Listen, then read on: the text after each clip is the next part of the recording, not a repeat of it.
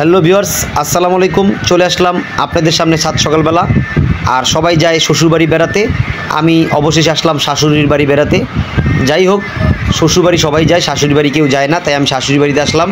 আর শ্বশুর শাশুড়ি বাড়ি একটাই, সবাই জানেন। তো একটু বিনোদন করে বললাম। তো দেখেন, বিশাল এক আকৃতির প্রায় 4 থেকে 5 কেজি ওজন হবে এই হাঁসটি। এটা হচ্ছে চিনি হাঁস। এটা জাগাতে হলে অবশ্যই আপনাকে জনসিনা অথবা বকলেসিনারকে লাগবে, কারণ বিশাল আকৃতির হাঁস। তো যাই হোক, আমি অনেক কষ্ট করে এটা জাগালাম। এই হাঁস সচরাচর ঢাকায় দেখা যায় কি না আমি দেখি না, আমার চোখে পড়ে না। অবশ্যই আছে, বিশেষ করে গুলিস্তান বা ঠাটারি বাজার গেলে হয়তো পাওয়া যেতে পারে, অবশ্যই 100%।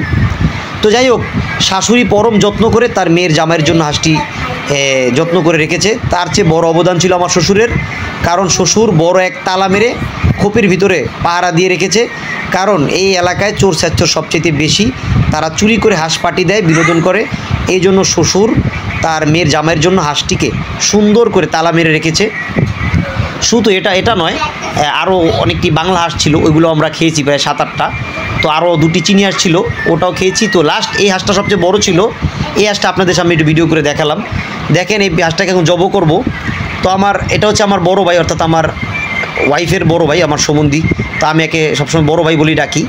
তো এই বড় ভাই দেখেন একলা পারতেছে না হাঁসটা মানে জাগাতে, এত পরিমাণ ওজন। আর এত ওজনের হাঁস একলা পক্ষে সম্ভব না, কারণ সে 2 হাত দিয়ে অলরেডি 2 পাও 2 পাখনা ধরে রেখেছে। এখন দম ধরার জন্য একটা লোক দরকার, তারপর তো আমার জব করতে হবে। তো দেখেন, এত বড় হাঁস এই দুজনে কোনো ক্রমেই সম্ভব না। যাই হোক, চেষ্টা করলাম। আর হাঁসটি অনেক শক্তিশালী হওয়াতে তো অনেকটাই হিমশিম খেতে হচ্ছে আমাদেরকে। তো আলহামদুলিল্লাহ, বিসমিল্লাহ, আল্লাহ আকবার বলে আমি চালিয়ে দিলাম, সুন্দর করে জব করা শুরু করলাম বিসমিল্লাহ আল্লাহ আকবার বলে।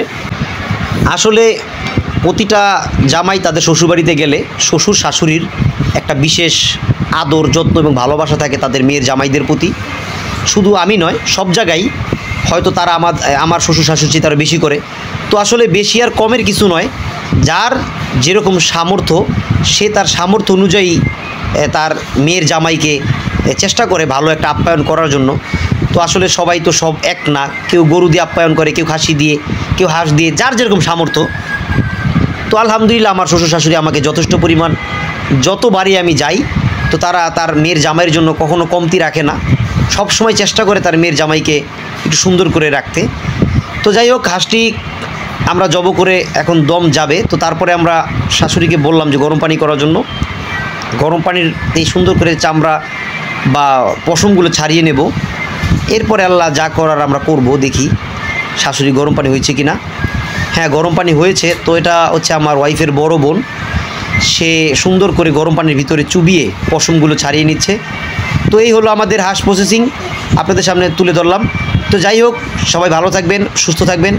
নতুন কোনো ভিডিও নিয়ে আপনাদের সামনে খুব শীঘ্রই হাজির হব। আজকের জন্য বিদায় নিচ্ছি। আসসালামু আলাইকুম।